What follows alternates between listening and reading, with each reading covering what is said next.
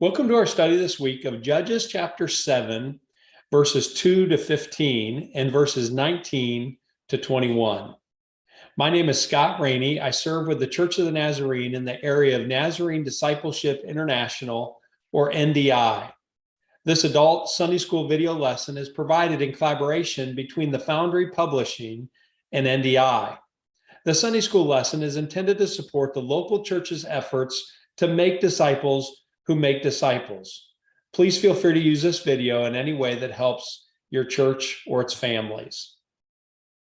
Gideon's story in Judges chapter 6 and 7 did not begin promisingly. In Judges chapter 6, God hears the cry of the Israelites who are suffering under the persecution of the Midianite raiders. God first called a prophet to speak to the people of Israel. After nothing changed in Israel from the preaching of the prophet, God called through an angel of the Lord a man named Gideon to lead Israel to defeat the Midianite raiders. The problem was that Gideon was a no-name, seemingly insignificant man from the weakest clan in the tribe of Manasseh. Was Gideon to become one of God's powerful judges to rescue God's people? When we first encountered Gideon in the scriptures, he was scared about everything. When the angel of the Lord came to him in Judges chapter 6, verse 11, he was threshing grain on a winepress so the Midianites would not see him and take his harvest. He asked his visitor for a sign from God that it was really God asking him to deliver Israel. The sign came through the prepared meal being miraculously burned up and the immediate disappearance of the angel of the Lord. When Gideon became aware that he had actually seen an angel from the Lord in Judges chapter 6, verse 22, he was convinced that he was going to die. The Lord spoke to him in his distress and said, "Peace, do not be afraid. You're not going to die." Judges chapter 6, verse 23. So Gideon built an altar there and called it, "The Lord Calms Our Fears." That's verse 24 of Judges chapter 6. And then in Judges chapter 6, verse 27, Gideon obeyed God and tore down his father's altar to Baal. But he did it at night because he was afraid of his family. In Judges chapter 6, verses 36 to 40, Gideon again needed proof that God would help him deliver the Israelites. So he put out a fleece before the Lord. In verses 36 and 37, Gideon said to God, "If you will save Israel by my hand, as you have promised, look, I will put a wool fleece on the threshing floor. If there is dew only on the fleece and all the ground is dry, then I will know that you will save Israel by my hand, as you said." The next morning, Gideon found the fleece exactly as he had asked of God. That wasn't quite enough, however, for Gideon to believe. So he asked God a second time in Judges chapter 6, verse 39. This time, "Make the fleece," he asked, "dry and let the ground be covered with dew." Once again, God did exactly what Gideon had asked. All of these examples simply show that Gideon hardly started as the mighty warrior God's angel titled him to be in Judges chapter 6, verse 12. God was patient with Gideon and promised to be with him. God had commissioned him, not because Gideon was the strongest of all Israel, but rather to show Israel and its neighbors that the God of Israel was the one true God, and victory belongs to the Lord. As we begin this week's lesson of Judges chapter 7, Gideon had received enough encouragement from the Lord to have positioned himself and his volunteer army somewhere near the spring of Harod. Interestingly, Harod is translated to mean trembling. Still another reference to fear in this passage. This spring of water was known as the spring of trembling. because of the bubbling of its waters emerging from the foot of Mount Gilboa. The bubbling of waters must have made the waters look like they were trembling. Gideon had tested God by asking for 3 signs, one with the angel and 2 with the fleeces. Now it appears that God would test Gideon in Judges chapter 7, starting in verse 2.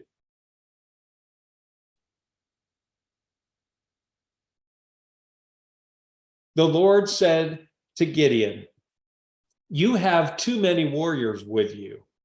If I let all of you fight the Midianites, the Israelites will boast to me that they saved themselves by their own strength. Therefore, tell the people, whoever is timid or afraid may leave this mountain and go home."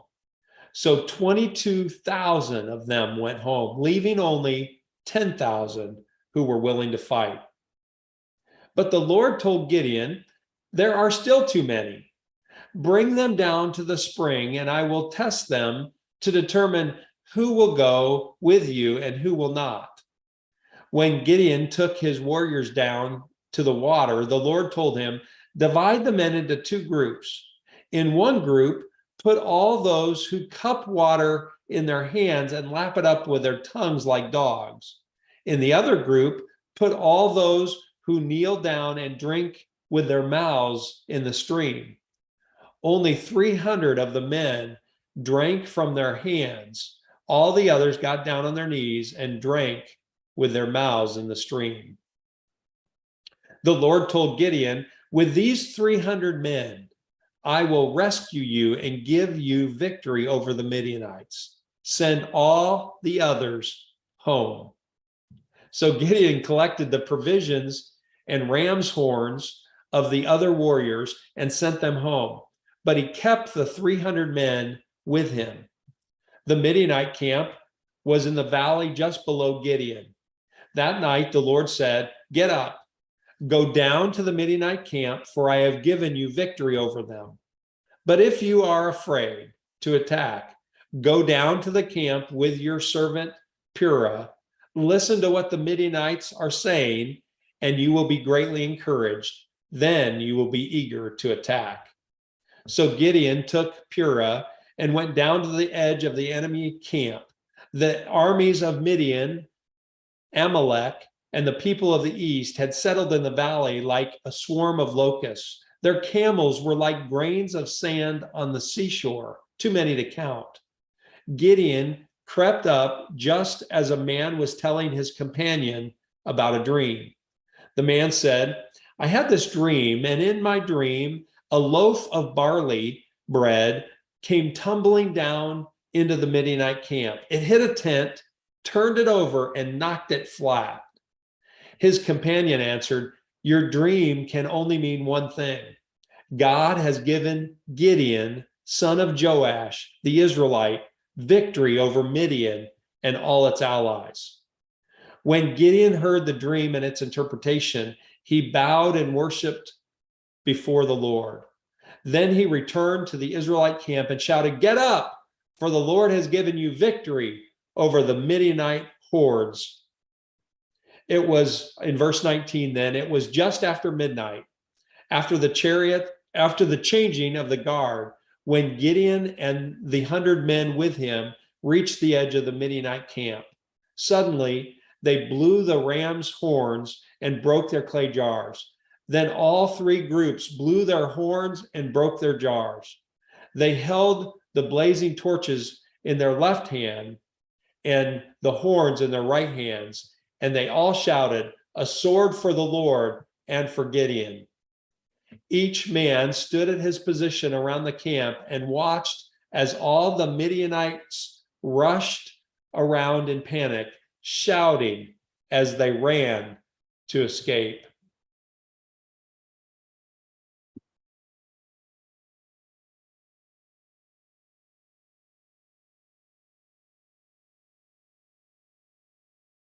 Gideon had gathered 32,000 men to fight the Midianites. These soldiers would have been men from the small towns and villages across Israel. These were volunteers with military training and without any professional armor or weapons. Things like helmets, shields, swords, spears, and javelins were likely few in numbers. I remember when we were serving as missionaries in Kyiv, Ukraine in 2014, the revolution of dignity had just begun. The people of Kyiv and surrounding towns had gone to the city center in Kyiv to protest against the brutal treatment the existing government had unleashed on a group of university students. Crowds in the city center, known as Maidan, grew to the hundreds of thousands. The military police were sent out by acting President Viktor Yanukovych to disperse the crowds. A standoff of sorts ensued for months. The military police, decked with all the necessary weapons of war, were coming up against a populace who had no weapons. The people began to create makeshift Molotov cocktails as their defense. I remember hearing that a large group of citizens had taken over one of the government buildings downtown. The message came across Twitter that the people had poured soapy water on the floor of the government building to try to keep the military police from entering. Can you imagine? It was trained military police with weapons against the citizens of Kyiv with soapy water. Gideon's volunteer army was in a similar situation to the people of Kyiv in 2014. According to Judges chapter 7, verse 12, the Midianites, the Amalekites, and all the other eastern people had settled in the valley thick as locusts. Their camels could no more be counted than the sand on the seashore. These raiders of Israel far outnumbered the 32,000 men Gideon had assembled only a few miles away. The warring armies were close enough to each other that both sides would have noticed the smaller sized army of Israel. The author of Judges mentions the camels of the raiding armies. They could no more be counted than the sand on the seashore, according to verse 12 of chapter 7. These desert nomads had started using camels for raiding the harvest of Israel and for taking any other plunder they could carry off. In the end, the Midianites were greater in number and far more prepared for battle than was the Israelite army. According to God, however, Gideon had gathered too many men, and God's testing of Gideon begins. In Judges chapter 7, verse 2, the Lord said to Gideon, "You have too many men." Can you imagine how this must have sounded to Gideon? God's rationale was that if God helped Gideon's 32,000 men defeat the Midianites, the people would boast against God, saying, "My own strength has saved me." Verse 2 of chapter 7. So God told Gideon to send anyone home who was afraid to go into battle. There's a play on words here. Remember that they are at the spring of trembling. God said, "Any who trembles with fear may turn back and leave Mount Gilead." 22,000 men leave, 2/3 of Gideon's volunteer army, leaving only 10,000 men. Undoubtedly, the Midianites would have seen the exodus of such a large number of Israel's army. With the first test from God behind Gideon, God brings a second test.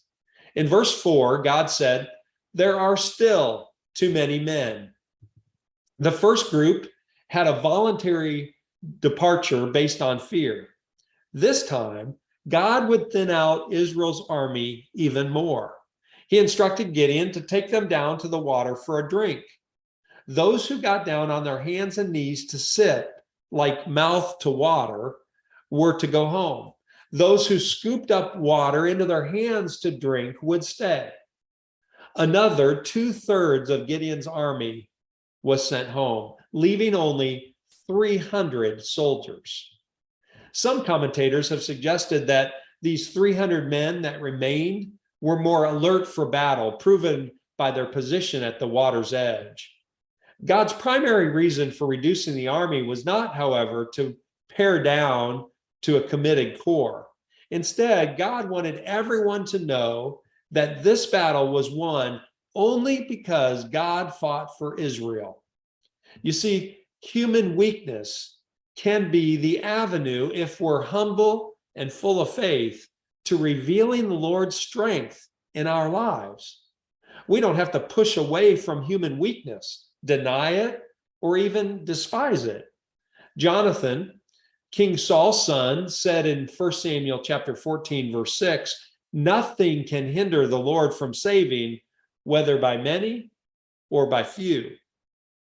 King David said it this way in Psalm chapter 20, verse 7, some nations boast of their chariots and horses, but we boast in the name of the Lord our God. And the Apostle Paul in the New Testament said in 2 Corinthians chapter 12, verses 9 and 10, I will boast all the more gladly about my weaknesses, so that Christ's power may rest on me. That is why, for Christ's sake, I delight in weaknesses, in insults, in hardships, in persecutions, in difficulties. For when I am weak, then I am strong. God doesn't need a host of mighty warriors to win victories for him. Instead, he looks for those who will put their faith in him. With only 300 troops left for battle against the entire valley full of Midianites, Gideon once again is full of fear. God gives him a choice. Verse 9 shows choice number 1. Go down to the Midianite camp because God is going to give it into your hands. Verse 10 shows choice number 2. If you're afraid, go down to the Midianite camp and listen to what the Midianites soldiers are saying. A direct Hebrew translation of verse 10 says, but if you are afraid to go down to the camp. Either choice requires Gideon to face his fears. He must go down to the Midianite army. Gideon was afraid, so he chose option number 2, go down and listen to the Midianite soldiers. While listening, eavesdropping, Gideon heard one soldier sharing a dream he had had. In the dream, a round loaf of barley bread came tumbling down into the Midianite camp. It struck the tent with such force that the tent overturned and collapsed, according to Judges chapter 7, verse 13. Barley was the poor man's food in the time of Gideon. Wheat was the preferred food for human consumption. The interpretation revealed in verse 14 was that Gideon and his men were the unimpressive barley loaf that would be used as an instrument of God to overturn the much more powerful tents of Midian. Dreams in the ancient Near East were accorded great predictive value. So for the Midianite soldiers, he understood the dream to mean that the God of Israel was against Midian, and there was nothing they could do about it. When Gideon heard this dream and its interpretation, his faith grew. He immediately bowed down and worshiped God. Gideon was now ready to trust God's assurance of victory and move against the Midianites. In fact, his words in verse 15 convey complete confidence. He told the Israelites, the Lord has given the Midianite camp into your hands. In Hebrew, the verb translated has given conveys completed action.